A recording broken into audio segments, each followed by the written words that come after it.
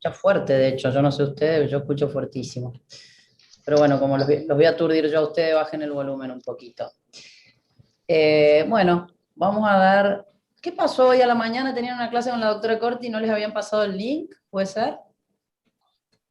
Eso. Pues, parece que Bueno, cargaron más tarde el link. qué macana. Sí, pues La vieron que yo clase les era a las di. 8 y cargaron a 8:45, más o menos. Sí, pues a mí me mandaron el link mío ayer a última hora. Digo, bueno, espero que los chicos estén. Yo si no me estaba por ir a dormir mi siesta tranquila. ¿Estamos a tiempo todavía, doctora? Bueno, la clase de hoy es una clase un poquito más corta quizás que la de la semana pasada, no me acuerdo. No, da más o menos igual. Y la están viendo ahí, ¿no? ¿Ven la pantalla compartida del PowerPoint? Sí, doctora. Sí. Entonces lo que vamos a hablar hoy es un poquito de lo que es, esperen que me voy a buscarme mi puntero láser, de lo que es el líquido amniótico en general, su formación, su fisiopatogenia y demás, y luego las alteraciones en el líquido amniótico, que es alteraciones en más y alteraciones en menos, es decir, poli y oligoamnios, ¿sí? Entonces, ya hablamos de cómo se formaba la placenta, de que esa placenta estaba rodeada de membranas, y dentro de esas placentas y dentro de esas membranas iba a estar el feto rodeado por líquido amniótico. El líquido amniótico es fundamental para todo lo que es el desarrollo y crecimiento del feto, con lo cual, cuando vemos patología, en realidad, que haya poco o haya mucho líquido amniótico no es en sí una patología o una complicación del embarazo, sino que generalmente es secundaria a alguna complicación del embarazo que hace que el feto o las membranas produzcan o evacúen poco líquido, y eso es un signo característico de varias patologías o un signo de alerta, ¿sí? Cuando nosotros hacemos una ecografía y nos encontramos con un oligoamnios, no es el problema del oligoamnios, más allá de que tiene a su vez consecuencias que la vamos a ir viendo en el transcurso de la clase, sino que lo que nos está diciendo es que hay algún problema que está generando la falta de líquido, ¿sí?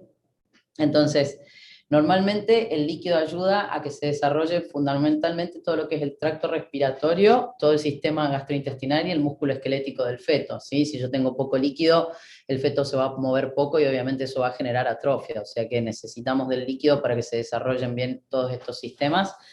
Es fundamental en ayudar a amortiguar todo lo que puedan ser los traumas físicos, ¿sí? Junto con el útero, que es la parte muscular, más las membranas, más el líquido, cosa de que si hay un traumatismo directo sobre el abdomen, hasta que llega el feto tiene que pasar todas estas barreras, ¿sí?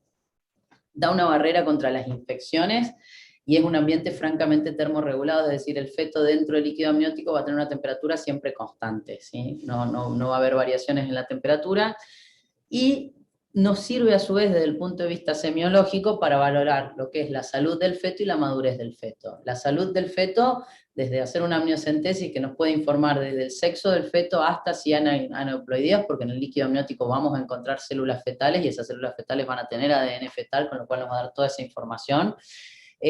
Hasta el hecho de que como circula a través del tracto respiratorio fetal, encontrar células que nos hablen de que el pulmón de ese feto está maduro o no está maduro para poder salir y respirar aire ambiente, ¿sí? O sea que es un medio súper importante que en la actualidad se utiliza muchísimo para valoración de salud fetal y madurez pulmonar. Y por último, lo que dice ahí abajo, que es cuando vemos variación en su cantidad, nosotros vamos a tener una relación muy directo, muy fuerte sobre lo que es pronóstico perinatal. Es decir, si yo tengo un oligoamnios, habrá que ver la causa, pero en base a la causa va a ser el pronóstico. No es lo mismo que yo tenga un oligoamnios en un feto por falta de hidratación materna, que lo voy a corregir, o por hipotensión materna, que lo voy a corregir corrigiendo la volemia de la mamá, que yo tengo un oligoamnios por agenesia renal bilateral del feto, que es una patología incompatible con la vida. Entonces el pronóstico perinatal en el primer caso va a ser un pronóstico relativamente favorable, porque corrigiendo el flujo sanguíneo materno voy a dejar de tener el oligoamnios y al feto no lo está afectando, y en el otro caso, haga lo que haga, el feto no tiene riñones, con lo cual el pronóstico es de mortalidad en un 100%. Entonces la cantidad, la variación del líquido amniótico va a relacionarse con el pronóstico dependiendo de la causa que me está dando esa variación en la cantidad que encontremos. Desde el punto de vista fisiológico, y esto también va de la mano de por qué nos sirve tanto para valoración de salud fetal, fíjense que el líquido amniótico se forma sobre todo en el primer trimestre por origen básicamente de las membranas amnióticas, o sea, el transporte de agua y de lo que son electrolíticos entre el amnios y la piel del feto, ¿sí? Ese es el líquido amniótico del primer trimestre. Pero ya a partir de la semana 16-17, más de la 17 que la 16, el líquido amniótico está producido fundamentalmente, ¿sí?, por diferentes vías de entrada y salida que están reguladas por el feto y la placenta. O sea que toda patología fetal que afecte estas vías o toda patología placentaria que afecte estas vías me va a dar variabilidad en las cantidades de líquido amniótico. Vamos. En primer trimestre, si miran la fotito de acá abajo, ¿sí?, acá abajo tenemos un saco gestacional de la semana 6 por ecografía, y si ven ahí tenemos, si yo tuviese que describir esta imagen, tenemos un útero gestante con un corion envolvente que impresiona normal y un saco gestacional de bordes regulares. El contenido negro, eso que ven, esto de acá adentro, es el líquido. El líquido en ecografía se ve de características oscuras, es decir, anecoico. Y lo primero que vemos antes de que haya embrión y todo lo demás es este líquido con características anecoicas, ¿sí? Entonces, yo sé que hay líquido amniótico desde el inicio de la gestación. Este líquido está sobre todo formado, como dijimos, a través de la membrana amniótica, y si yo pudiera aspirar esto y analizarlo, la composición es muy parecida a la del plasma materno, ¿sí? O sea que ahí, hasta ahí, primer trimestre, la composición del líquido amniótico, o la formación del líquido, lo va a dar la membrana amniótica. Ya a partir de las 16-17 semanas empiezan a intervenir los otros mecanismos y es cuando empieza a cobrar importancia el hacer el diagnóstico de cantidad de líquido amniótico en el embarazo. La formación principalmente del líquido amniótico está dada por, esperen que, esto que dice Smart Device, ¿ustedes ven lo mismo que yo o no? ¿Un cartel que dice Smart Device o no lo están viendo, no? Ah, listo, entonces lo dejamos ahí porque no molesta. No, doctora. No les molesta a ustedes, no hay problema. La formación principal está dada por el tracto urinario del feto, o sea que el líquido amniótico casi todo está formado por orina fetal. Si voy para atrás en la fisiología del riñón, lo que vamos a hablar es, si tengo poco líquido, obviamente lo más probable es que tenga un trastorno renal, que podrá ser anatómico o fisiológico, ¿sí? Tanto porque le llega poco flujo o porque tiene alguna patología renal que hace que el feto orine poco. O sea que el 75% del líquido formado por orina renal ya me está hablando de algunas patologías que me pueden afectar esa formación de líquido. Y luego hay otro 30% del líquido que lo forman las secreciones pulmonares, ¿sí? Y la absorción de líquido está dada fundamentalmente por la dilución del feto, o sea, a través del tracto gastrointestinal, y luego a través de la placenta y vuelta a la circulación materna. Entonces, cualquiera de estas cosas que se altere, por ejemplo, bajo flujo placentario, una placenta con isquemia crónica, patología como la más predominante, la preeclampsia o la hipertensión inducida del embarazo, donde yo tengo una placenta insuficiente, con poco flujo sanguíneo. Si hay poco flujo sanguíneo va a llegar poco flujo al feto, si hay poco flujo fetal, lógicamente vamos a tener isquemia renal, y esa isquemia renal va a terminar dando poca liberación de orina. Entonces, yo hago una ecografía y veo oligoamnios. ¿Es un problema los oligoamnios? No, es, a ver, ¿qué es lo que me está causando los oligoamnios? Y tendré que ir para atrás o para adelante y buscar a dónde está la causa de esos oligoamnios, y dependiendo de eso será la gravedad del pronóstico para ese feto. ¿Estamos? Esto es importante de entender para entender un montón de patologías que se manifiestan por signos como el oligo o el polidramnios, ¿sí? La composición del líquido amniótico, 98% de agua, 2% de solutos, ¿sí? Tiene un pH de más o menos 7.4, cuando lo vemos a simple vista, el color es más bien blanco grisáceo, y puede tirar a ambarino, y el olor es típico a hipoclorito de sodio, es uno de los signos clínicos de las rupturas de membrana, cuando la madre dice que tuvo una pérdida líquida importante, que tenía un olor parecido a la lavandina, ¿sí? Diagnóstico diferencial con la pérdida involuntaria de orina, por ejemplo, que puede tener una embarazada. Dentro de ese líquido, además de tener proteínas, lípidos, electrolitos, vitaminas y demás, vamos a encontrar células fetales, como dijimos en un principio, tanto de la piel, o sea, células epidérmicas, lanugo, material sebáceo, células de los pulmones del feto, ¿sí? Que son las que nos van a ayudar al diagnóstico de madurez fetal y demás. O sea que, en general, esa es la composición que vamos a encontrar en el líquido. Y luego, cuando hablamos de oligo y polidramnios, vamos a tener que conocer más o menos cuáles son los volúmenes normales del líquido amniótico. Fíjense que el líquido va a ir aumentando en forma progresiva hasta más o menos la semana 34 de gestación, a partir de ahí se estaciona y luego ya medio que queda estable, y después de las 42 semanas, que es cuando los embarazos son prolongados, tendemos a tener disminución en la cantidad de líquido amniótico y complicaciones secundarias a eso. Se cambia hasta 3 a 4 veces en 24 horas, y esto va a través de lo que es la dilución del feto y la circulación fetoplacentaria. Y si lo pudiese punzar y medir en mililitros, se sabe que hay más o menos 10 mililitros en la semana 8 y puede llegar hasta 1,5 litros aproximadamente en la semana 32. Eso va a depender también del tamaño fetal, ¿sí? Pero para poder hablar de disminución en su cantidad y en su calidad, nosotros lo que vamos a tener que hacer es siempre mediciones que son semi-cuantitativas, ¿estamos? Porque cuantitativa sería esto, aspirarlo y ponerlo y medirlo en mililitros. Ahí puedo decir exactamente cuántos mililitros hay. Como eso obviamente no se hace de rutina, porque no ando pinchando el abdomen de la mamá para saber cuánto líquido hay, para saber si hay mucho o hay poco, volviéndoselo a introducir, lo que se hace es una medición que se llama cualitativa o semi-cuantitativa, ¿sí? Que se hace a través de las imágenes, que en este caso lo que se utiliza es la ecografía, ¿estamos? Y la ecografía nos permite dos técnicas. La que es cualitativa, que es totalmente operador dependiente, es mirar ecográficamente y sin medir nada decir hay poco y hay mucho.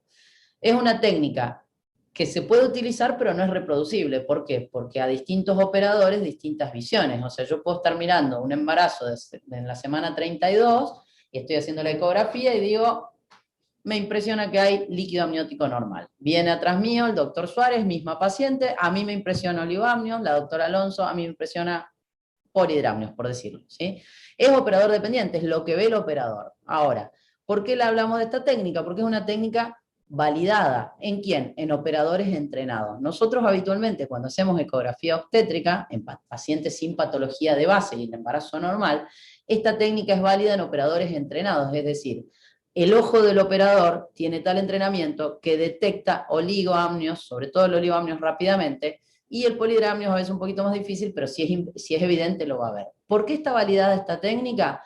Porque a pesar de no ser reproductible, tiene un índice de sensibilidad bastante alto en operadores entrenados, y porque obviamente la otra técnica que vamos a hablar a continuación lleva mucho más tiempo, con lo cual lleva también tiempo de trabajo, etcétera, etcétera. Entonces, en general es válido que un operador entrenado en un embarazo normal haga ecografía y valore a simple vista la cantidad de líquido y diga si es normal o no es normal. En el caso de que el líquido impresione que no es normal, ahí sí, obligatoriamente, hay que pasar a una técnica semi-cuantitativa. ¿Sí? O sea, yo estoy haciendo una ecografía, líquido amniótico normal, sigo haciendo la ecografía, la paciente se va. Estoy haciendo una ecografía, digo, me impresiona que hay poco o me impresiona que hay mucho, ahí tengo que ir a medirlo para realmente certificar lo que yo estoy viendo a simple vista, ¿sí? Y las técnicas semi-cuantitativas que disponemos en ecografía son dos. Una que se llama el índice de líquido amniótico o el método de Phelan, y la otra, la de medir el máximo bolsillo mayor, ¿sí? La del máximo bolsillo vertical o la máxima columna vertical o bolsillo mayor, que está descrita de todas maneras, lo que se hace es, ahora lo vemos en un dibujo, medir el líquido amniótico en un bolsillo donde yo no vea partes fetales y medirlo en forma longitudinal, o sea, de arriba hacia abajo. Si la cantidad o los centímetros que yo mido van de 3 a 7 centímetros, se considera que la cantidad de líquido es normal. Si está por debajo, vamos a hablar de oligoamnios, si está por encima, vamos a hablar de polihidramnios, ¿sí? Fíjense, esto es la técnica del máximo bolsillo mayor. Esto que están viendo acá, ¿sí? Son los piecitos del feto, o sea, en este caso el fémur y el otro fémur, ¿estamos? Un feto de sexo masculino, se ve ahí. Y lo que yo busco es esto, a esto se le llama un bolsillo de líquido. En este bolsillo de líquido que ustedes ven acá no hay ni partes fetales ni cordón umbilical, ¿sí? Ninguna de las dos cosas tiene que estar presente, ni placenta, bueno, la placenta se ve un pedacito ahí, pero bueno. Entonces lo que se hace es se mide en forma longitudinal, ¿estamos? Y si eso da de 3 a 7, se considera que el líquido amniótico es normal. Si da menos de 3, hablamos de oligoamnios, si más de 7, hablamos de polihidramnios, ¿sí? Este es uno de los métodos cuantitativos que tenemos o semi-cuantitativos que tenemos. Y el otro, que es un poquito más complejo, que lleva más tiempo, es el método de Phelan, que hace lo mismo, busca bolsillos, pero en este caso divide el abdomen de la mamá en 4 cuadrantes, con lo cual este método es útil recién a partir de las 24 semanas, que es cuando el útero grávido va a superar el tercio inferior, digamos, lo que es la cresta ilíaca. Entonces, nosotros hacemos 2 líneas perpendiculares en el abdomen de la mamá, una que pasa por el ombligo directamente, y la otra por encima de la sínfisis del pubis, ¿sí? Y cuando hacemos ecografía buscamos bolsillos en cada uno de esos 4 cuadrantes y los medimos como en el caso anterior. Es decir, a ver, se me está pasando esto acá. Se identifican los bolsillos, ¿sí? En cada uno de esos cuadrantes que nos imaginamos, porque no es que la pintamos a la mamá, sino que vamos haciendo ecografía en ese cuadrante, frenamos, tomamos una foto de un bolsillo sin partes fetales y lo medimos, nos vamos al otro cuadrante con el transductor, buscamos un bolsillo sin cosa y lo medimos, y así sucesivamente hacemos los 4 cuadrantes. Cuando tomamos estos 4 cuadrantes, de nuevo, fíjense, libre de partes fetales, al igual que el otro, o sea, la forma de medir es exactamente la misma, pero acá se suman estos 4 cuadrantes, y en base a eso vemos los resultados. Si yo sumo los 4 cuadrantes y el valor me da de 8 a 18, estamos hablando de líquido amniótico normal. ¿Ah? Cuando tengo menos de 8, de 6 a 3, de 4 a 5, de 0 a 3, hablamos de oligoamnios, y acá siempre hablamos de leve, moderado a severo, y hablamos de polidramnios cuando supera los 18, hasta 22 es un polidramnio moderado, y más de 22 un polidramnio severo. El método de Phelan es útil, ¿por qué? Porque nos da un parámetro también de la severidad de la cantidad de líquido que tenemos, es un poquito más específico, y lo que sí es importante, acuérdense que lo empezamos a medir recién después de las 24 semanas. Antes de eso no vamos a poder dividir el útero en cuadrantes, con lo cual hay que hacer el método anterior. ¿Hasta ahí vamos? ¿Con generalidades de líquido? Bueno, entonces, una vez que hicimos esto y medimos... Sí. ¿Alguien quiere preguntar algo? ¿No? Me pareció que escuché que alguien preguntaba. ¿Estamos? ¿Quedó claro esta parte entonces? ¿Cómo medimos el líquido? Las características, ¿para qué sirve? Y luego vamos a empezar a hablar de la patología del líquido amniótico, o más que patología del líquido amniótico, la alteración en la cantidad. Y vamos a hablar de cuando el líquido amniótico aumenta en más, es decir, polidramnios. Si yo pongo esta foto acá, primero que hay que tener en cuenta que la ecografía es un estudio dinámico, ¿sí? O sea que una foto ecográfica no me está hablando de todo el estudio, y eso siempre hay que saberlo, inclusive cuando uno mira fotos de la ecografía. Por supuesto que hay ciertas fotos que se imprimen cuando uno hace una ecografía, que son las estándares. Si yo estoy midiendo al feto, para saber el tamaño del feto, el peso fetal estimado y demás, yo voy a tener que enviarle a quien vaya a leer esa ecografía las fotos de la longitud del fémur, de la circunferencia cefálica, del diámetro biparietal y de la circunferencia abdominal, para que quien recibe la ecografía pueda ver cómo están hechas esas fotos y dónde fueron tomadas las medidas, para también hacer un doble chequeo de que estén bien hechas las medidas fetales, ¿sí? O sea, las medidas fetales no se toman en cualquier lado, por ejemplo, del perímetro cefálico, ya lo van a ver eso en otra clase. Pero bueno, en general, las fotos ecográficas sigue siendo una foto de un estudio que en realidad es dinámico y que yo voy a estar estudiando y analizando en mucho tiempo. Entonces, si yo les pongo esta foto que dice acá polidramnios, ninguno podría decirme con certeza que acá yo no hay un polidramnios. ¿Por qué? Primero, porque no está medido, y segundo, porque en todo esto yo tengo partes fetales. Entonces, de primera instancia, si vamos a lo que dijimos antes, no.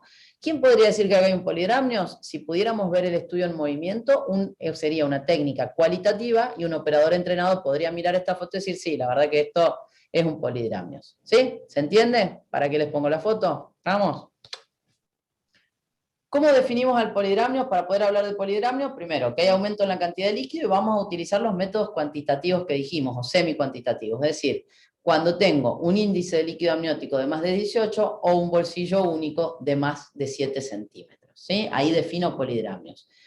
Eso es en forma más objetiva. Subjetivamente, me impresiona que hay un polidramnios. ¿Estamos? Fíjense que la incidencia de polidramnios en los embarazos es extremadamente baja, 0,2 de todos los embarazos que vemos van a manifestarse con polidramnios. Y al polidramnios nosotros lo vamos a clasificar según el momento o la forma en que aparece. Y el polidramnios puede ser agudo o crónico, que ya van a ver que es diferente a cómo clasificamos los oligoamnios, ¿sí? Y esto tiene que ver con las consecuencias que nos va a traer desde el punto de vista de lo que va a complicar o no va a complicar un embarazo. El polidramnios agudo es el que aparece generalmente después del segundo trimestre, o sea, entre la semana 20 y la 24, o sea que aparece bastante tempranamente. En un 2% de los casos el desarrollo va a ser muy brusco, o sea, va a desarrollarse en pocos días, y al ser tan severo va a generar un montón de sintomatología materna. A ver, la embarazada durante su gestación va a ir aumentando el tamaño uterino en forma progresiva hasta que el útero alcanza casi 16 veces su tamaño, ocupa toda la cavidad abdominal, inclusive llega siempre hasta subsifoideo, lo que hace que se eleven los pulmones, que el diafragma se eleve. ¿Vieron las modificaciones gravídicas con Suárez o todavía no? Todavía no. Bueno, cuando vean modificaciones gravídicas se van a acordar que obviamente que para que el cuerpo de la mujer reciba ese útero gestante con el aumento de volemia, con el aumento de tamaño, con el espacio que ocupa, con todo lo que va a correr las vísceras abdominales y demás, necesita un mecanismo de adaptación, ¿sí? Si no, no sería posible llevar adelante el embarazo.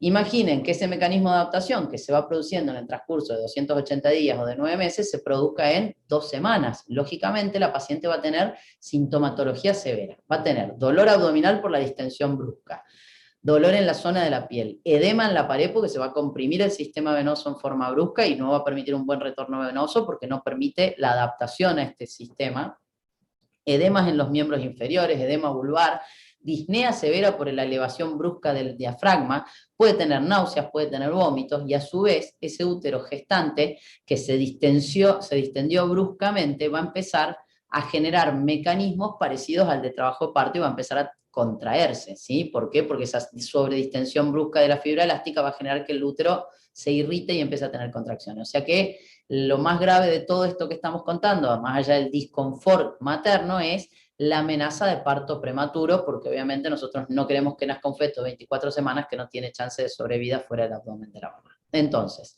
el pronóstico no va a estar de la mano solamente de la causa, porque si yo puedo corregir la causa la voy a poder corregir, sino también del riesgo de que ese polidramnio severo me genere un parto de pretérmino y la prematuridad, complicaciones en el feto. ¿Ah? Esto es el agudo. El más frecuente que vemos es el polidramio crónico, que en este caso son de comienzo mucho más insidiosos y se desarrolla a lo largo de varias semanas y la mayoría de las veces no da toda la sintomatología anterior en forma brusca, pero sigue poniéndonos en riesgo de un parto prematuro. Cuando vean los mecanismos de parto van a ver que uno de los signos para que se inicie el trabajo de parto es la distensión del útero al tamaño que tiene que distenderse, y eso genera liberación de hormonas, entre ellas oxitocina, que generan contractilidad. Entonces el polidramio lo que nos va a hacer es, en un embarazo de pretérmino, hacer crecer el útero casi al tamaño de término y desencadenarnos mecanismos mecánicos o hormonales que puedan generar contracciones y llevarnos a un parto de pretérmino. ¿Ah? Desde el punto de vista de cómo diagnosticamos el polidramio, más allá de la ecografía, ¿sí? Más allá de la ecografía que va a poner la certificación de si hay un polidramio o no a través de la medida de líquido amniótico, nosotros vamos a hacer diagnóstico clínico de polidramio. Lo primero que vamos a notar es, cuando se le mide altura uterina a la embarazada, una altura uterina discordante en más. Es decir, la embarazada cursa un embarazo de 18 semanas y cuando medimos la altura del útero nos da un útero de 25 semanas. Entonces, tengo una discordancia hacia arriba o en más. Cuando intente hacer las maniobras para palpar el feto, va a ser muy difícil de palparlo porque va a estar rodeado por tanto líquido que va a ser muy difícil de palpar partes fetales, ¿sí? E inclusive, a la ocultación de los látidos podré tener alguna dificultad en escucharlos o sentirlos muy alejados porque todo ese líquido me pone al feto mucho más lejos de mis maniobras de lo que habitualmente está, ¿sí? Entonces, cuando yo tengo este tipo de sospecha clínica es cuando voy a ir a pedir una ecografía, ¿sí? Vino una paciente, le controlo el embarazo, me encuentro con todo esto, se le pedirá una ecografía para confirmar. Puede pasar al revés, que la paciente se va a ir a hacer una ecografía porque le toca control de segundo trimestre y el ecografista encuentre el polidramio, ¿sí? Pero el diagnóstico en general va a ser clínico. Y luego lo confirmamos, como dijimos, con o un bolsillo mayor de más de 7 o un índice de líquido amniótico de más de 18. Desde el punto de vista de la etiología, en polidramnios, fíjense que está puesto en rojo en el Power, el 60% de las veces la etiología es desconocida o es idiopática, ¿sí? Yo uso la palabra desconocida muchas veces porque en general en medicina lo que es idiopático es porque todavía no sabemos lo que hay, pero algo hay, ¿no es cierto? O sea, nos falta encontrar las causas. Pero bueno, de primera instancia, en el 60% de los casos, yo me voy a encontrar con un polidramio en una embarazada y no voy a tener una causa evidente, ¿sí? La mayoría de las veces hay un desequilibrio, obviamente, entre las entradas y las salidas a favor de las entradas de líquido, y la mayoría de las veces, por suerte, lo que dijimos, el polidramio suele ser crónico y de rango moderado, no nos suele traer tanta problemática. El 40% de los otros polidramios sí vamos a tener una causa, y cuando nosotros encontramos causas en obstetricia, en general, cuando estudiamos causas etiológicas obstétricas, vamos a tener causas que son de origen fetal, causas que son de origen materna y otras causas que pueden ser ovulares o de la placenta, ¿sí? Y otras veces mixtas. Desde el punto de vista de lo que es polidramnios, la causa más frecuente suelen ser las maternas, La principal es la diabetes gestacional en la actualidad, ¿sí? Esta que dice acá diabetes, bueno, la principal causa de polidramnios la va a dar la diabetes gestacional. Y luego, que por suerte ya en la actualidad se ve muy poco, lo que es la isoinmunización RH, que es cuando la mamá es RH negativo y nace un feto RH positivo y se transportan los anticuerpos. En un primer embarazo, que ya van a estudiar esa patología más adelante, porque es la isoinmunización RH, en un primer embarazo no hay ningún tipo de complicación severa porque la mamá recién genera los anticuerpos. El tema es, si no le hacemos la profilaxis para un próximo embarazo, es decir, luego que nace ese feto RH positivo, se le coloca vacuna para evitar que se generen esos anticuerpos. Si esa mamá no recibió profilaxis, en un próximo embarazo esos anticuerpos van a reaccionar contra el feto, le van a generar una anemia hemolítica al feto, ¿sí? Y esa anemia hemolítica va a aumentar el filtrado glomerular del feto y lo que va a generar es un polidramnio severo. ¿Estamos? Por anemia severa fetal. Por suerte, perdón, denme un segundito. Voy a responder una cosa y seguimos. Moratorio.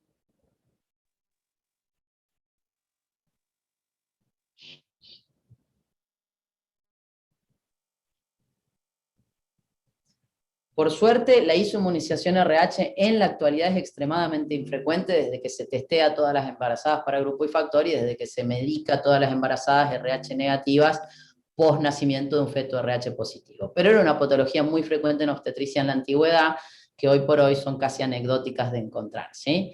Luego, desde el punto de vista de las causas ovulares o placentarias, lo que es el coriongioma placentario, que es como un tumor de la placenta, entonces aumenta un montón la masa placentaria y esa vascularización aumentada, esa circulación aumentada, va a repercutir de nuevo en el feto con un polidramnio secundario a una poliuria del feto por la hiperperfusión fetal, ¿sí? Y desde el punto de vista del feto, acá empiezan a aparecer las malformaciones congénitas del feto, ¿sí? Dentro de las malformaciones, si dijimos que la mayoría del líquido se absorbía por sistema gastrointestinal, todo lo que sean las atresias desde el esófago hacia abajo, incluido el ano imperforado, nos van a traer trastornos en más del líquido amniótico, ¿sí? Algunas de las enfermedades genéticas, es frecuente el polidramio asociado a síndrome de Down, por ejemplo, los problemas cardíacos, las cardiomegalias fetales o las cardiopatías fetales, que también generan hiperflujo y polidramnios, algunas endocrinas y algunas de las infecciones adquiridas del embarazo o las TORCH, que las vamos a ver en una clase más adelantada. Entonces, cuando yo me encuentro con un polidramnios, me preocupa obviamente la clínica que me va a desencadenar ese polidramnios, pero lo que más me preocupa es averiguar por qué se está produciendo, porque no es lo mismo que yo tenga una mama diabética gestacional a la cual le estabilizo sus glucemias y el polidramnio se estabiliza o desaparece, que yo tenga un feto con una atresia esofágica, con una fístula pulmonar que tiene un pronóstico muy ominoso, no por la cantidad de líquido que tenga, sino que en el momento que ese feto nazca obviamente va a tener complicaciones severas que lo pueden llevar a la muerte, ¿sí? Entonces, esto desde el punto de vista de las causas que me provocan el polidramnios. Ahora, más allá de estas causas que van a ir de la mano con el pronóstico del feto, lo que hablábamos antes, ¿qué complicaciones me trae el hecho de que tenga mayor cantidad de líquido amniótico en el embarazo? Antes de que nazca el feto, el parto prematuro que ya veníamos hablando, ¿sí? Esa sobredistensión del útero que me va a generar contracciones antes de tiempo y que me puede generar que el feto nazca antes de que esté preparado para sobrevivir fuera del abdomen de la mamá. Y desde el punto de vista materno, la disnea, el dolor abdominal, compresión ureteral, edemas, etcétera, etcétera, el disconfort general, náuseas, vómitos por el aumento brusco del perímetro abdominal sin preparación para que eso ocurra, ¿sí? Durante el trabajo de parto, el polidramnios me puede llevar a desprendimiento de la placenta porque, de nuevo, ese útero está sobredistendido, ¿sí? Tiene una distensión mayor, el útero es muscular y la placenta no. Entonces, cuando el líquido se evacúa en el parto, el útero, que es un elástico porque es muscular, se va a contraer. Al estar tan sobredistendido, o sea, esa contracción brusca puede generar que se me desprenda la placenta, o inclusive antes del desprendimiento ese se puede desprender intrauterinamente porque no logra seguir ese estiramiento de la fibra muscular. Acuérdense que la placenta está implantada en la capa basal del endometrio, o sea, entre la funcional y la basal. Si esto se estira demasiado, en algún punto la placenta no va a poder seguirlo y se nos va a desprender. Y si tengo un desprendimiento de la placenta, tengo una hipoxia fetal. Si se desprende entera, tengo muerte fetal adentro del útero, porque el útero no tiene más conexión y no tiene cómo sobrevivir. Y lo otro que es muy frecuente en el polidramnio son los prolapsos del cordón o de los miembros. Una vez que se rompen las membranas, el líquido sale a presión, porque estaba a presión adentro, entonces arrastra consigo, lo más frecuente el cordón umbilical, que el prolapso o la presidencia de cordón es una patología, una complicación, una emergencia obstétrica grave, o inclusive la manito o la piernita del feto, ¿sí? Eso en el momento del parto. Y una vez que se produce el parto, el riesgo de hemorragia por inercia o atonía del útero. Esa sobredistensión de la fibra muscular hace que no logre, después de que se alumbra la placenta, contraerse lo suficientemente como para cerrar los vasos espiralados maternos, y eso nos lleva a una hemorragia postparto. ¿Estamos? Esas son las complicaciones que puede llevar el polidramio en sí, independientemente de cuál es la causa que lo provoque.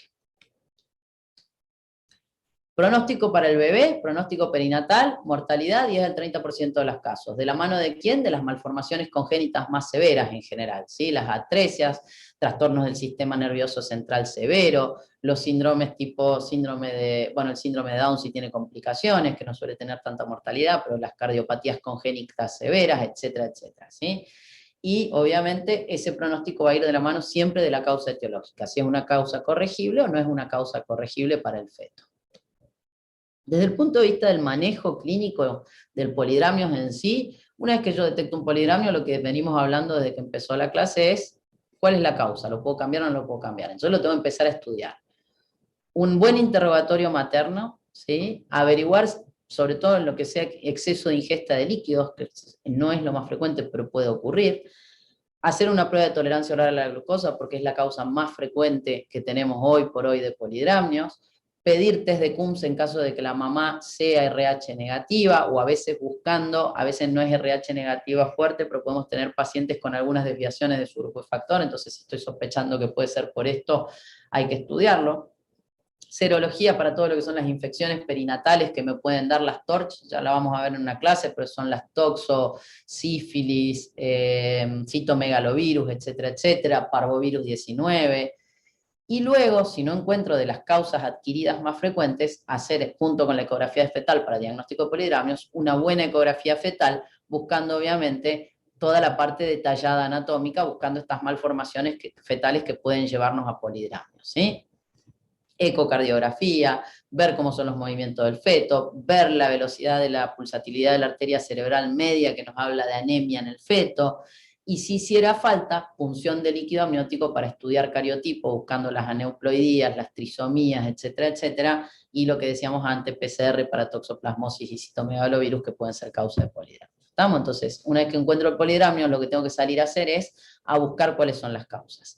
Y aparte de buscar cuáles son las causas y tratar de corregirlos, yo me puedo llegar a encontrar que más allá del tratamiento etiológico que voy a hacer, dependiendo de la causa con la que me encontré, que hay pacientes que más allá del tratamiento etiológico a lo mejor necesitan tratamiento de los síntomas que me está generando el polidramio. Y desde el punto de vista de los síntomas, yo tengo que tener en cuenta dos cosas. Primero, si me está poniendo en riesgo un parto prematuro, porque necesito frenar para que no nazca un feto prematuro que se me va a morir o que tiene altas chances de morbimortalidad neonatal, y que no tenga a veces un tratamiento etiológico que frene ese polidramio. Entonces, en ese caso, lo que yo me voy a plantear es hacer drenaje del líquido amniótico, o amniodrenaje que se llama, o darle medicación para tratar de frenar un poco la formación de líquido. El amniodrenaje tiene el objetivo es disminuir los síntomas de la mamá y frenar el parto prematuro. No me va a corregir ninguna de las causas. O sea, si yo tengo una diabetes más controlada, yo puedo drenar todo lo que quiera el líquido amniótico, va a seguir pasando. Si el feto tiene un ano imperforado, da igual que yo lo drene, lo voy a tener que drenar hasta que llegue a término o hasta que lo pueda hacer nacer, pero se va a seguir formando esa cantidad de líquido. Entonces, idealmente corrijo la causa. Cuando no puedo, voy a esto. Se indica máximo hasta las 35 semanas porque a partir de ahí el riesgo supera el beneficio, es decir, si el feto ya tiene más de 35 semanas, ya tiene madurez pulmonar, es decir, puede sobrevivir fuera del útero de la mamá, y yo cada vez que pincho el abdomen de la mamá para sacar líquido, aumento el riesgo de infección intrauterina, ¿sí? Entonces, y de las complicaciones del amniodrenaje. Entonces, hasta las 35 semanas. Si el polidramio se desarrolla más allá de las 35 semanas, en general no tiene justificativo esta técnica, y o se deja que se desarrolle el parto, o si la mamá está con muchas molestias, se induce el parto, ¿sí? Entonces, las indicaciones van a ser cuando el polidramio sea muy severo, o cuando yo tenga un cervix cortito con una longitud de menos de 15 que me esté hablando de riesgo de parto prematuro. Las complicaciones de hacer amniodrenaje, que son bajitas, pero se pueden aparecer en un 3% de los casos, es el desprendimiento prematuro de la placenta, la ruptura prematura de membranas y las bradicardias fetales. Estas dos patologías son dos urgencias, esta es una urgencia obstétrica y esta es una complicación obstétrica que la vamos a ver en una clase en específico, pero que obviamente ponen en riesgo sobre todo la vida del feto, ¿sí? Doctora, ¿podría repetir la abreviación larga esa de la diapo anterior? Está. Desprendimiento prematuro de placenta normo inserta. Gracias. De nada. No se preocupen que la van a ver un montón de veces. Pregunta de examen de acá a la China. Diagnóstico diferencial entre desprendimiento prematuro de placenta normo inserto y placenta previa. Son las hemorragias más graves del segundo o tercer trimestre, donde conllevan a riesgo de muerte fetal, muerte materna rápidamente. Así que lo van a ver en una clase completa. ¿Estamos? Una de las posibilidades para que se produzca este desprendimiento son los polidramnios. ¿Estamos? Eso para que lo tengan como causa. ¿Alguien quiere preguntar algo más? ¿O se activó un micrófono nomás? ¿No? Bien, seguimos. ¿Cómo se hace el amniodrenaje? Es una técnica en general bastante simple, ¿sí? No requiere de situación estéril, o sea, se puede hacer en un ambiente donde se hace ecografía, sí, obviamente con técnica estéril, es decir, haciendo asepsia y antisepsia del abdomen de la mamá, poniendo campos estériles, utilizando guantes estériles quien vaya a hacer el amniodrenaje, y lo que se hace es, guiado por ecografía, o sea, buscamos un bolsillo de líquido amniótico donde no esté el cordón y no estén las partes fetales, y se coloca una aguja, generalmente una aguja gruesita, un 18G, ¿sí? Con un sistema al vacío para que drene líquido. Y lo vamos midiendo con ecografía para asegurarnos que no salga ni muy de golpe, ni que nos estemos punzando o lesionando alguna parte fetal. Normalmente sacamos líquido suficiente como para llegar a un índice de líquido amniótico normal. ¿Vamos? En caso de que la paciente tenga dinámica, es decir, contracciones uterinas antes, durante o después del procedimiento, se le dan tratamientos para uteroinhibir, para frenar las contracciones por 24 horas, ¿sí? Y no hace falta, si hicimos todo en forma estéril, darle antibiótico. La técnica es bastante simple y se utiliza, como dijimos antes, por suerte no es necesario ni tan frecuente porque el polidramnio es poco frecuente, porque la mayoría de las veces lo corregimos corrigiendo la causa, pero en pacientes que tienen mucha sintomatología o que tenemos mucho riesgo de que ese feto nazca prematuro, se puede utilizar esto como medidas para ir estirando el tiempo hasta que lleguemos a la posibilidad de que ese feto nazca sin riesgo y para que la madre no esté, por supuesto, con disnea, edemas, etcétera, etcétera, y todo el disconfort que genera. ¿Ah? Y antes que el amniodrenaje, en algún momento se utilizaron los inhibidores de prostaglandinas. La realidad que la idea de darle prostaglandinas por vía oral a la mamá lo que hace es, como todas las prostaglandinas, ayudar a disminuir el filtrado glomerular del feto, ¿sí? Entonces, obviamente, al tener menor filtrado glomerular, vamos a tener menor cantidad de orina fetal, con lo cual, menor cantidad de líquido amniótico. El tema es con las prostaglandinas, que la que se utiliza es la indometacina, en este caso, que se dan 50 miligramos, generalmente 3 veces por día, por máximo 5 a 7 días en los muy severos, pero no más de eso, es que tiene de riesgo el cierre prematuro del ductus arterioso. El ductus arterioso es un pequeño conductito que me comunica la arteria pulmonar con la aorta durante la vida fetal intrauterina, y que si se cierra en forma intrauterina, el feto se nos muere. Ese ductus se cierra en el momento del nacimiento, cuando la circulación fetal se invierte y pasa a ser igual a las nuestras. ¿Se acuerdan que habíamos dicho que la circulación fetal era diferente a la al extrauterino, digamos? Entonces, las prostaglandinas se pueden utilizar siempre y cuando no sobrepase las 32 semanas de embarazo. A partir de ahí hay muchísimo riesgo de cierre prematuro del ducto y en ese caso, en caso de utilizarlo, en algunos casos específicos hay que hacer un control ecográfico muy cercano de ese ductus para ir viendo que no tenga complicaciones. La realidad es que entre una y otra técnica, en general, cuando la indicación es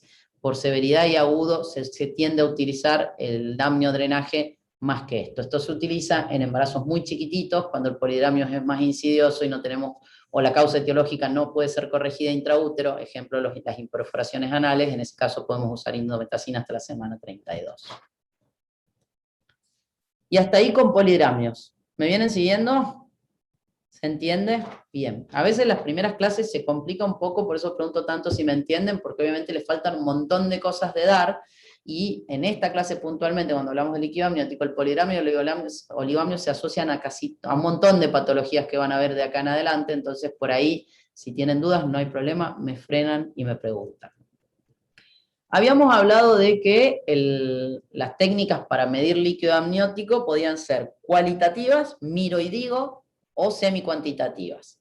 En este caso, a diferencia del polidramnios, que es un poco más difícil, el oligohidramnios y sobre todo el anhidramnio severo es mucho más fácil de diagnosticar a simple vista y sin medirlo que el otro. ¿Por qué? Porque en ecografía nosotros justamente usamos como ventana acústica, lo que nos favorece la visión, el líquido, ¿sí? Si yo hago una ecografía ginecológica común, para poder ver bien el útero, le pido a la paciente, cuando la hago por vía abdominal, que tenga la vejiga llena. ¿Por qué? Porque el sonido se transmite mucho mejor con el líquido. En el embarazo yo no necesito que la paciente tenga vejiga llena, sobre todo después del segundo trimestre, porque tengo todo el líquido amniótico, que es mi mejor ventana acústica. Me rodea todo el feto, lo veo perfecto. Cuanto más chiquito el feto y más líquido hay, más lindo se ve, ¿sí? Y con los equipos modernos ni hablar que se ve perfecto. Entonces, si yo miro la foto que les puse ahí, la realidad es que de solo verlo me doy cuenta que primero me está costando ver lo que hay ahí, y segundo, no veo nada de líquido alrededor del feto, o sea que no me hace falta ir a medir nada para decir que ahí hay un oligoamnios, ¿sí? A diferencia de la foto anterior del poli, donde yo lo que veía era un montón de líquido, pero no estoy segura si mide 7, si mide 8, ¿estamos? Entonces, en este caso lo que están viendo acá es la cabecita del feto, acá están viendo las costillitas del feto, o sea, el tórax fetal, y esto es el abdomen. Si miran acá adentro está el corazoncito, que es lo único oscuro que veo, que es porque hay sangre, entonces veo líquido. Esta foto no hace falta ser un gran ecografista ni estar tan entrenado como para mirar y poder decir que hay un oligoamnios. O sea, el oligoamnios es más fácil de diagnosticar por técnicas cualitativas que el polidramnios, ¿sí? Por supuesto que, además, si yo miro esto y digo, hay poco líquido, por más que quisiera, no tengo ninguna ventana para ir a medirlo, o sea que el diagnóstico va a ser cualitativo. Acá directamente no hay un oligoamnios, que es menos de 3, sino que hay un anhidramnios, menos de 1 centímetro, no tengo dónde medir líquido amniótico, ¿sí? Entonces, la definición de oligo es la reducción en la cantidad de líquido. En el polidramnios la incidencia era de 0,2. Fíjense que acá llega hasta el 5,5% del embarazo, y eso va a tener que ver con las causas etiológicas que ahora las vemos. El polidramnios hablábamos de agudo crónico por la forma en que se instauraba, ¿no? El agudo que daba toda la sintomatología brusca y el crónico que era más tolerable. Acá fíjense que tenemos, a diferencia del agudo y el crónico, dos tipos, uno temprano y uno tardío. Porque el oligoamnios, nosotros dijimos que para que el feto se desarrollara normalmente y desarrolle su tracto gastrointestinal, su tracto respiratorio, su parte musculoesquelética, necesitaba de líquido. Con lo cual, si yo tengo poco líquido, a medida que ese poco líquido se prolongue más en el tiempo, tendré más trastornos fetales. Por eso se divide en temprano, cuando arranca de la semana más o menos 13 hasta la semana 17, y el tipo 1 y el tipo 2 cuando aparece desde la semana 17 en adelante, ¿sí? Perdón, 27, no 17. Estamos de la 13 a la 27 y la 27 en adelante. El diagnóstico clínico, al igual que el anterior, acá lo que voy a tener es una altura uterina discordante en menos, es decir, voy a medir el útero, una embarazada que viene con un embarazo de 30 y la medida uterina me da para 28 semanas o 26 semanas. Algo está pasando, o el feto es chico o tengo poco líquido, ¿sí? Entonces después tendré que ir a confirmarlo. ¿Qué me va a llamar la atención para diferenciar clínicamente si es el feto o es el líquido lo que me está faltando? Que cuando yo vaya a palpar la panza no voy a tener nada que me amortigüe, voy a tocar todo pared uterina y feto. Los latidos cardíacos se van a escuchar perfectamente bien y muchas veces la mamá nos va a decir que el feto se mueve poco. El feto se mueve poco porque no tiene dónde moverse. Al no tener líquido, está quietito en su posición y le cuesta moverse. Entonces la mamá nos puede decir que nota disminución de los movimientos fetales. Por supuesto que ante esos signos clínicos lo que voy a hacer es pedir una ecografía para confirmar y ver qué es lo que está pasando. Y ahí sí, de nuevo, bolsillo mayor de menos de 3, o índice de líquido amniótico por debajo de 8, que en realidad es por debajo de 6 lo que vamos tomando en cuenta, ¿sí? Ahí tenemos otra foto, fíjense, de oligoamnios, lo fácil que es diagnosticarlo. Esa ventanita que ven ahí, que está por fuera del útero, ese triangulito, es la vejiga de la mamá, para que vean lo que sería el líquido, ¿sí? Y todo lo otro es útero con feto, ¿sí? Esta es la cabecita del feto, ahí está el corazoncito, o sea que tórax fetal y abdomen, y ahí se ve un poquito de la parte ósea. Ahí tenemos un bracito también que se ve. Ven que el hueso se ve bien hiperecogénico, mientras que el tejido graso es hipocogénico y luego anecogenicidad en el líquido. Bueno, en este caso miro de solo mirar y claramente no hay nada de líquido, no tengo dónde medirlo, eso es un anhidramnios o un oligoamnios severo, como lo quieran llamar, ¿sí? De las dos formas es correcto. Los polidramnios 60% de las veces eran de causa desconocida. Fíjense que acá el idiopático solo el 5%. O sea que cuando yo no tengo líquido, tengo que buscarle una causa. La mayoría de las veces voy a encontrar una. ¿Estamos?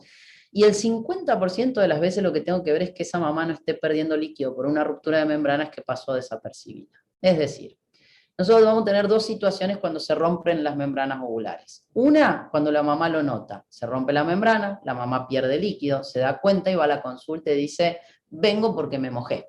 Entonces ahí voy a pensar en una ruptura de membrana y a partir de ahí haré el diagnóstico.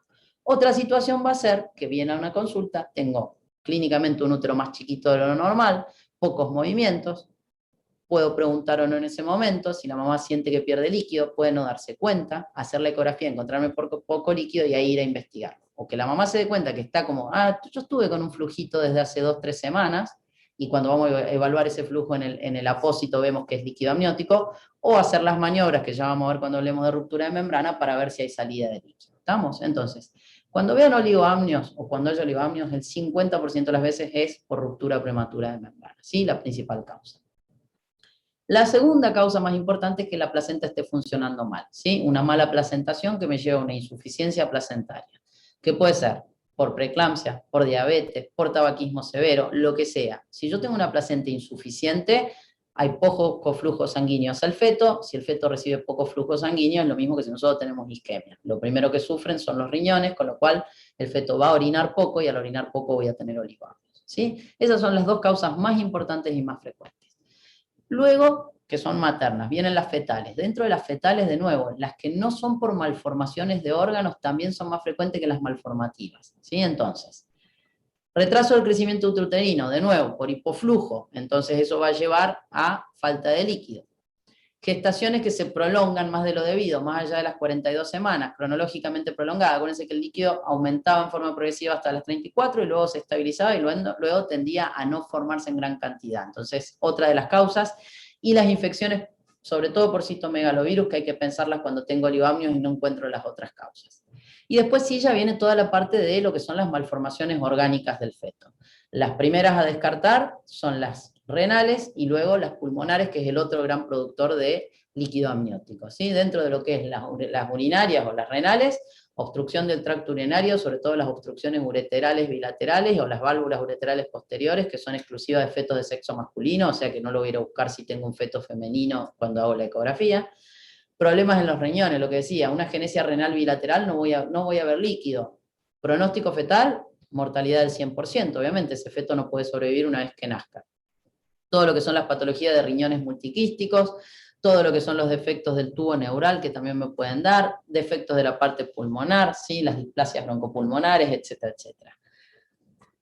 De las causas maternas, ¿sí? Hablamos al principio de lo que es membrana, luego feto y las causas maternas. El consumo desapercibido de AINES, importantísimo, chicos. El paracetamol no trae problemas en el embarazo.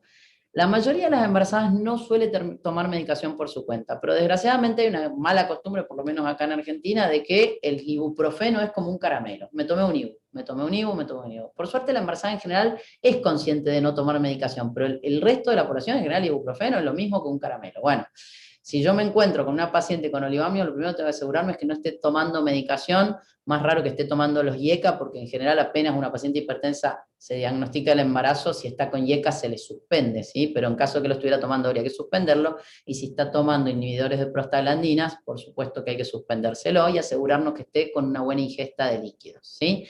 Si descarté todo esto, ahí recién pienso en el oligoamnios idiopático, que es menos del 5%. ¿Estamos? Entonces, yo me encuentro con oligoamnios y voy a tener que ir a buscar, primero que todo, que no estén las membranas rotas, y a partir de ahí seguiré buscando las otras causas en orden de frecuencia. Profe, una pregunta. ¿Qué significaba la abreviación en las causas fetales no malformativas?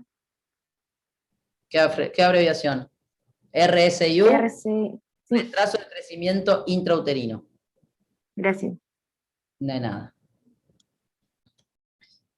Complicaciones del oligoamnio, ¿sí? Al igual que dijimos en el polidramnio, más allá de cuál es la causa y las complicaciones que nos van a llevar en el embarazo, tenemos la complicación del polidramnio por sobredistensión. En el oligoamnio tenemos, antes del parto por falta de líquido, todo lo que es lo más grave de todo, la hipoplasia pulmonar. Al feto no poder utilizar el líquido para expandir y hacer madurar sus pulmones, nace con pulmones hipoplásicos pequeños, que la mayoría de las veces, dependiendo de la gravedad de la hipoplasia, nos puede llevar casi a un 70-90% de mortalidad, ¿sí? O sea que cuanto más temprano el oligoamnios, más grave para el feto. Todo lo que son las deformaciones esqueléticas, desde lo más simple hasta las más complejas. Las esqueléticas que son recuperables con fisioterapia hasta los piebiot que necesitan de cirugía. ¿Por qué? Porque el feto no tiene cómo moverse, entonces no desarrolla bien su parte musculoesquelética, y a su vez los retrasos del crecimiento intrauterino que se asocian tanto porque la mayoría de las veces hay hipoflujo de la placenta. Y en el momento del parto, el sufrimiento fetal agudo, la hipoxia fetal por compresión del cordón. Cuando el útero se contrae, como no hay líquido entre el feto y la pared uterina, el cordón va a quedar atrapado y se va a comprimir, y es como si a nosotros nos dejaran sin oxígeno durante 1 minuto o lo que dure la contracción en forma repetida. ¿Estamos? Entonces el feto va a empezar a tener signos de hipoxia.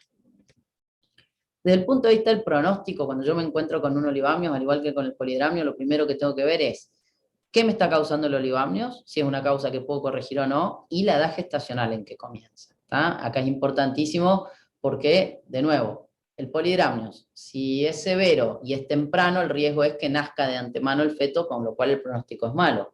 En el oligoamnios, si es temprano y es prolongado en el tiempo, todo ese normal desarrollo se va a ver afectado, ¿sí? Si no puedo corregir la causa, con más razón.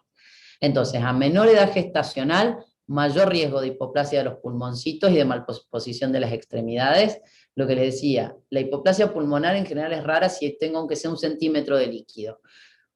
Los factores de riesgo para que los pulmones se desarrollen mal o para que haya hipoplasia pulmonar son que el oligoamnios arranque antes de las 24 semanas y que dure más de 1 semana en el tiempo, ¿sí? En general, eso es un pronóstico desfavorable y nos puede llevar a hipoplasia.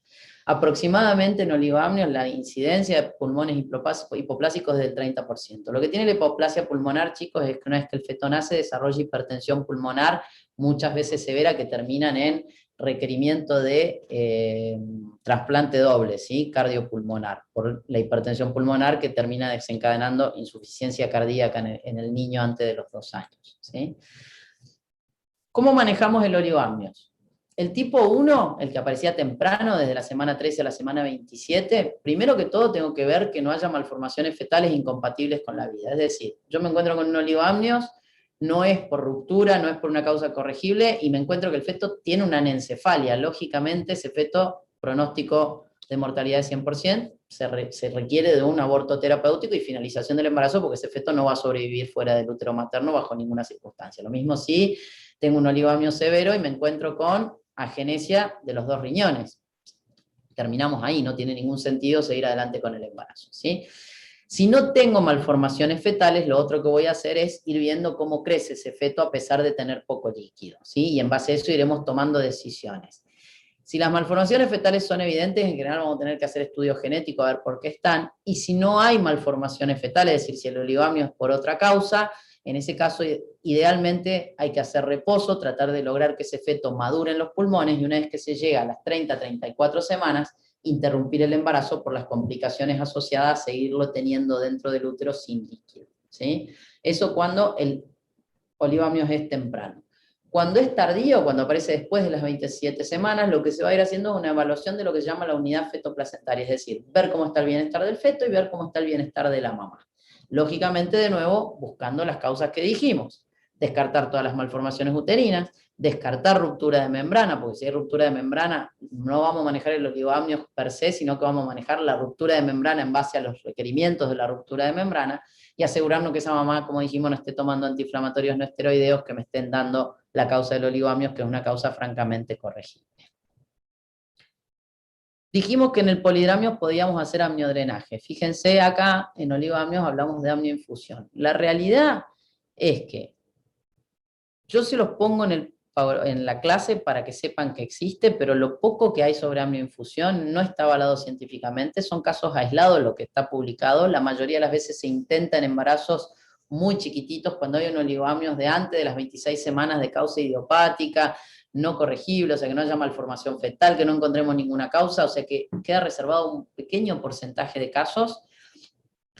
Lo que intenta la amnioinfusión es disminuir el riesgo de la hipoplasia pulmonar y las anomalías posicionales que va a tener ese feto, porque va a estar durante todo con un muy mal desarrollo, pero en general no está recomendada la práctica. ¿Estamos? ¿Existe? Sí. ¿Por qué no está recomendado? Primero porque el pronóstico en general no cambia mucho cuando hay un oligoamnios idiopático, porque los pocos casos que hay no justifican el alto riesgo, porque no es lo mismo punzar para sacar líquido que introducir un líquido que no va a ser igual al líquido amniótico, que estoy aumentando el riesgo de introducir una infección severa, que estoy aumentando el riesgo de trombosis materna, que estoy aumentando además el riesgo de que ese líquido no funcione exactamente igual que el líquido amniótico materno, por más que sea lo más parecido posible. Entonces, hoy por hoy, la amnioinfusión no se utiliza y lo poco que hay son publicaciones anecdóticas de algún que otro intento de hacer llegar a término algún embarazo que cumple con requisitos muy específicos en algún que otro ensayo clínico. ¿Está claro? O sea, no es algo que, si yo les pregunto, ¿cuál es el tratamiento de oligoamnios? Amnioinfusión no es un tratamiento hoy avalado para oligoamnios. Se los nombro porque después si lo encuentran y demás, pero doctora, ¿por qué no nos dijo que se podía? ¿Está claro? ¿Sí? Esto que está acá abajo, que es lo más simple de todo, sí, que es una buena hidratación de la mamá. Siempre hablamos de tratamiento del idiopático, ¿no? Si lo que tenemos es una ruptura de membrana, trataremos la ruptura de membrana. Si lo que hay es un citomegalovirus, manejaremos el citomegalovirus. Si hay una insuficiencia placentaria por isquemia, trataremos de mejorar la isquemia materna para mejorar el flujo, se entiende, ¿no? Cuando hablamos de tratamiento de oligoamnios de poli es cuando es idiopático, cuando no puedo corregir la causa que me lo está provocando. ¿Tá? En este caso, en general, buena hidratación de la mamá, reposo generalmente en decúbito lateral izquierdo para que mejore un poco el retorno venoso, asegurarnos que toma una buena ingesta de líquido, no hace falta hidratación por vía endovenosa, la mayoría de las veces con que tome suficientes litros de agua la mamá y haciendo un poco de reposo, podemos llegar a mejorar un poco la cantidad de líquido amniótico que tiene dentro del abdomen, ¿sí? Pero no hay mucho más en el caso de oligoamnios. Y desde el punto de vista de lo que es el manejo obstétrico global, porque hasta ahora hablamos de, me encuentro con poco, mucho líquido, corrijo las causas que me lo provocan, o cuando no tengo causas que pueda corregir, intento solucionar los problemas que me trae el tener mucho o poco líquido per se. Pero a su vez yo tengo que manejar desde el punto de vista obstétrico el feto y la mamá, es decir, cuándo finalizar ese embarazo, que es lo que hablamos nosotros cuando decimos de manejo obstétrico. Lo primero que vamos a tener que tener en cuenta es qué capacidad tenemos en donde trabajamos para recibir a ese feto y a qué edad gestacional. Si estoy en Santo Tomé Corrientes, no antes de las 34 semanas. Si es Corrientes Capital, en el caso nuestro, yo hablo de lo local, pero globalicemos, ¿no? Depende de donde uno trabaja y qué capacidad tiene ese centro para recibir un feto pretérmino y de qué edad gestacional.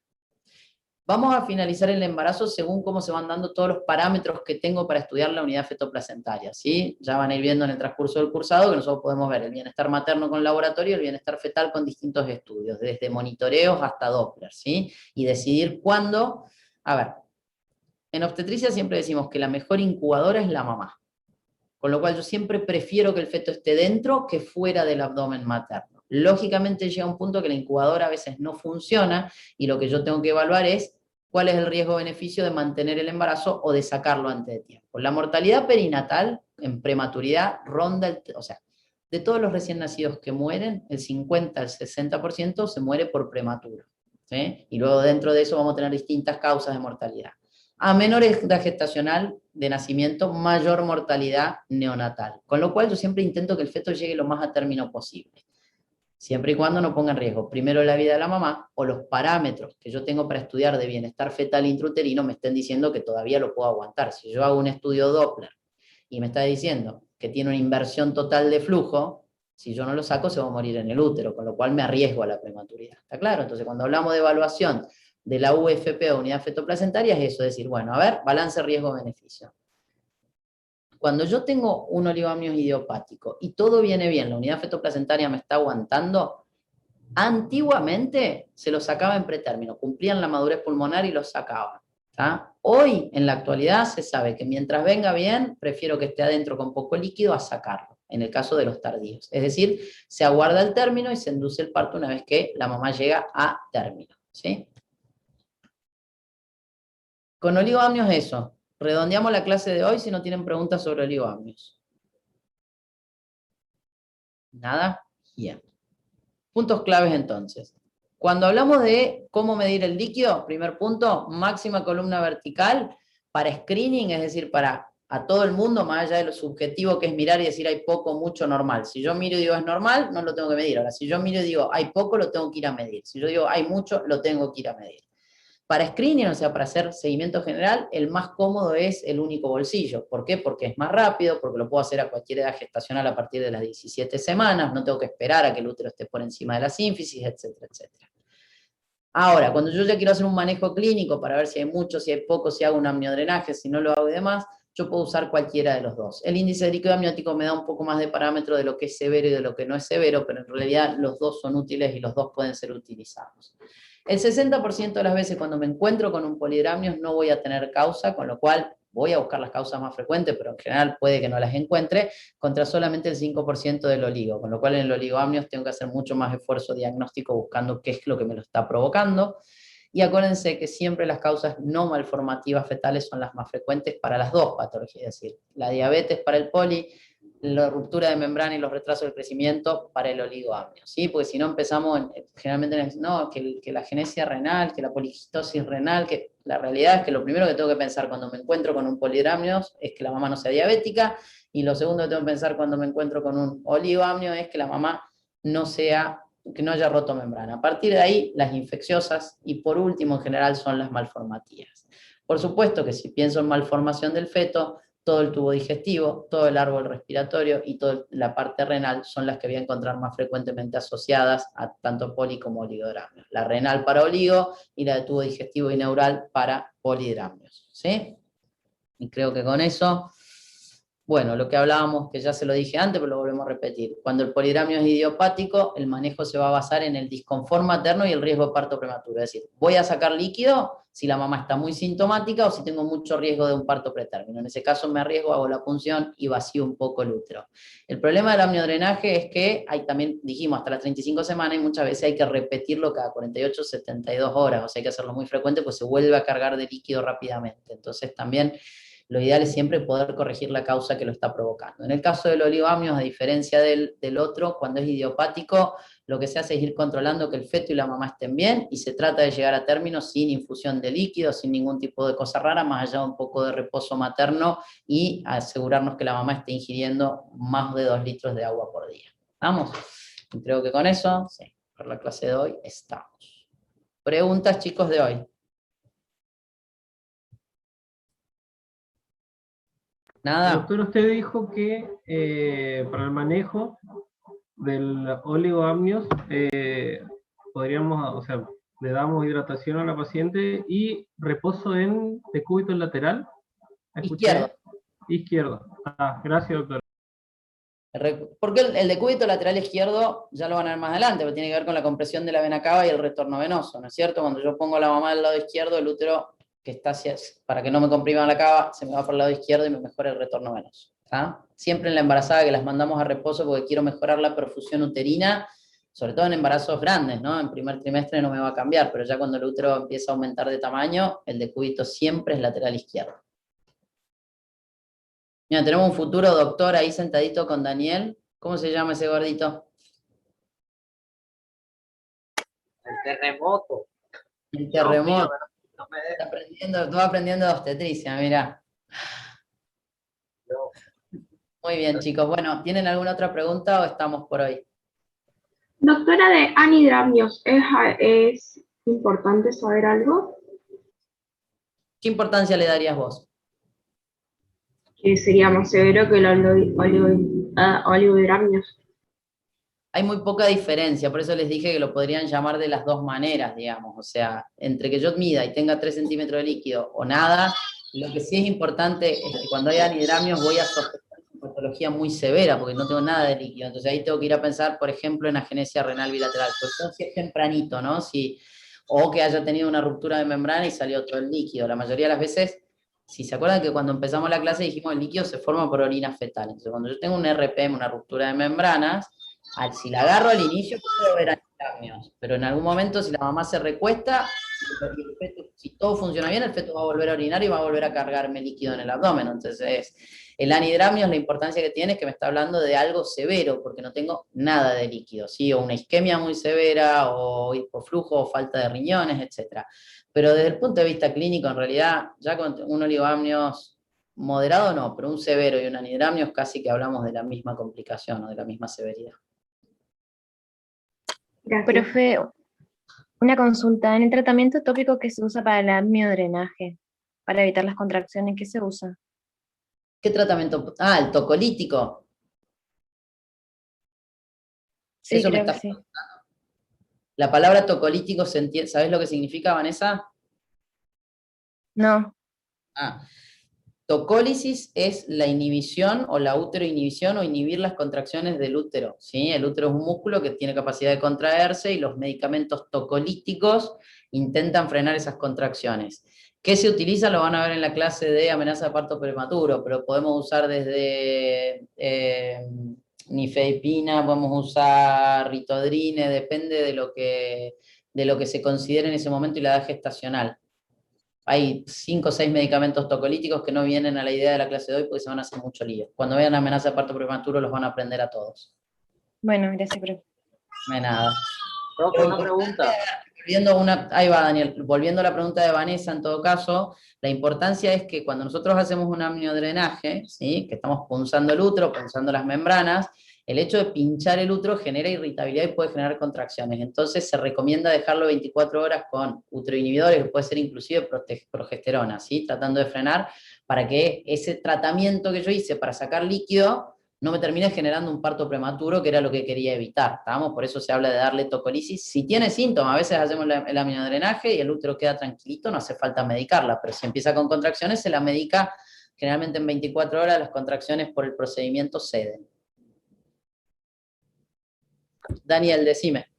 Profe, este tema cuando se da embarazo gemelar, ¿usted vuelve a tocar, por ejemplo, esto de polihidramnio, oligoamnio, o es alguna particularidad? O sea, ¿tiene No, otro tratamiento diferente? en realidad ya cuando hablemos de embarazo gemelar, el polidramio y el oligoamio va a ser un signo clínico evidente de la transfusión feto-fetal, es decir, un feto con mucho flujo y uno con poco flujo. Entonces lo que nosotros nos vamos a dar cuenta de que está pasando va a ser cuando se haga la primera ecografía o la segunda, o cuando ocurra la patología donde hay shunts arteriovenosos o cruces arteriovenosos que hacen que la placenta vaya más para un lado que para el otro, ¿sí? Cuando los fetos comparten placenta, lo que voy a ver es un feto con mucho líquido y otro con poco, y eso va a ser un signo clínico y diagnóstico de transfusión fetal. O sea, pero cuando, por ejemplo, en base al manejo del embarazo, digamos, si es para interrumpir el embarazo antes de las 37 semanas, por ejemplo, esas cosas ahí no varían.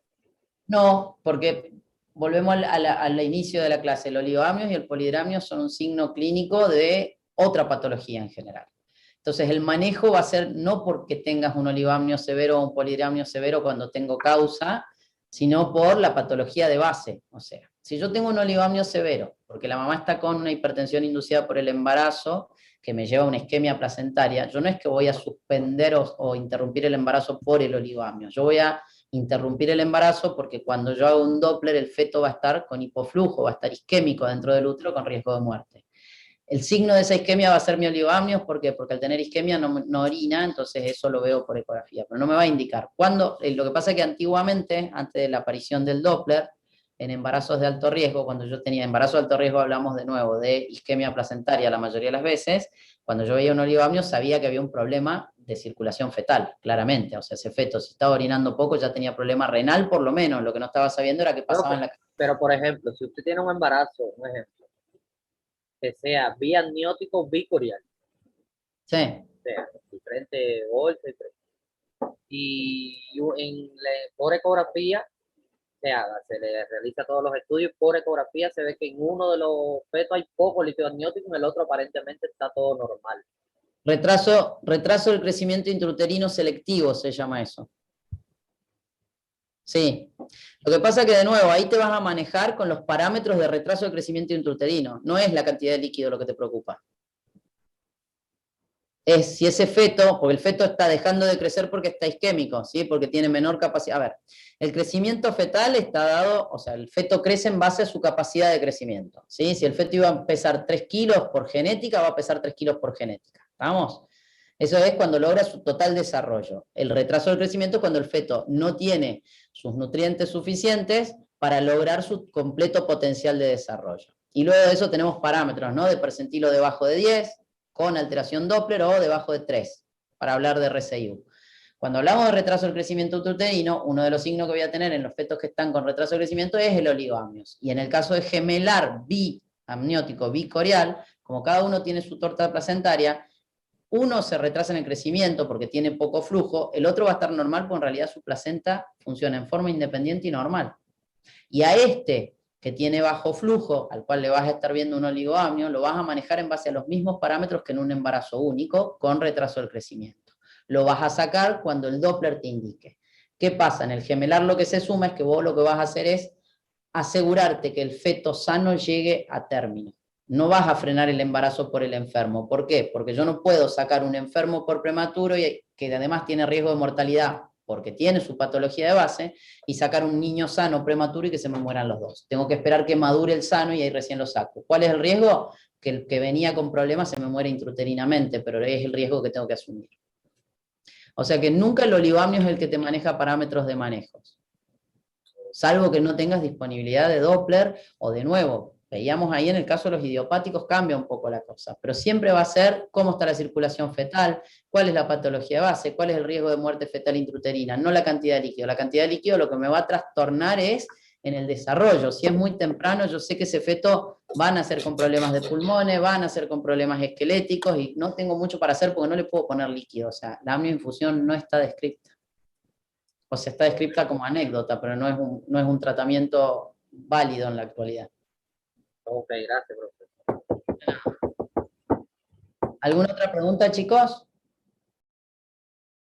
Cuando demos la clase de gemelar, que fue un poco lo que preguntó Daniel, entramos muy en detalle en estos temas, ¿sí? Si me pongo ahora con todo eso, se les va a hacer un lío bastante importante. Lo que me interesa que se lleven bien de la clase de hoy es cómo se hace diagnóstico de oligo y poli, que es a través de ecografía y midiendo los bolsillos, que eso se lo van a preguntar seguramente, y que entiendan lo que es el manejo del idiopático y las complicaciones que me trae que tenga mucho líquido o poco líquido. Después, al oligoamnio y al poliramnio lo van a ver en todas las patologías que lo generan, ¿sí? Cuando vean preeclampsia, cuando vean gemelares, cuando vean diabetes gestacional, cuando vean isoinmunización, van a volver a ver el oligo y el poliramio nuevamente, ¿sí? Como parte de la patología. Bueno, ¿alguna otra pregunta o por hoy estamos? Doctora, ¿qué Bueno, ¿no? temas se darían mañana? ¿Cómo? ¿Qué temas se darían mañana? No te escucho, Jonathan. Si puedes hablar un poquito más alto, ¿qué temas? Se darían mañana. Mañana yo no doy clases mañana. Mañana no. No, conmigo tienen clase los días lunes y los días miércoles. Mañana yo tengo ginecología, Mañana examen a la mañana. Suárez y La verdad, doctor, el jefe de cátedra y el que tiene toda la distribución de horarios, de clase y demás es el doctor Suárez. Antes, cuando teníamos clase presencial, era un poco más fácil de seguir porque uno se enteraba. Ahora, con el tema del Zoom, yo recibo los Zoom de mis clases, siempre conmigo lunes y miércoles. Les digo, por si a veces no reciben un Zoom, estén atentos porque es raro que no tengamos, sobre todo en obstetricia, que tengo bastante más clases, generalmente usamos todos los lunes y todos los miércoles, lunes 4 de la tarde, miércoles 2 de la tarde. ¿Ah? Le digo, por si no reciben un Zoom algún día, pregunten por lo pronto a ver qué pasa. A veces puede ser que, no sé, que sea un feriado o que justo ese día yo haya suspendido, pero es raro. En general tenemos 2 veces por semana conmigo, ¿sí? La semana que viene tendría que ver porque a mí me toca dar la parte de algunas complicaciones del parto, con lo cual tendría que esperar a que la doctora Acuña dé su clase de parto normal, que no sé cuándo la tienen programada, que será en estos días. ¿Ah? Pero de primera instancia nos veríamos el lunes a la tarde. Bien, ¿alguna otra cosa? Bueno, los libero. Que tengan una buena semana, nos vemos el lunes. Buena semana, doctora, gracias. Gracias, chicos. Gracias, doctora. Hasta luego. Chao, chao.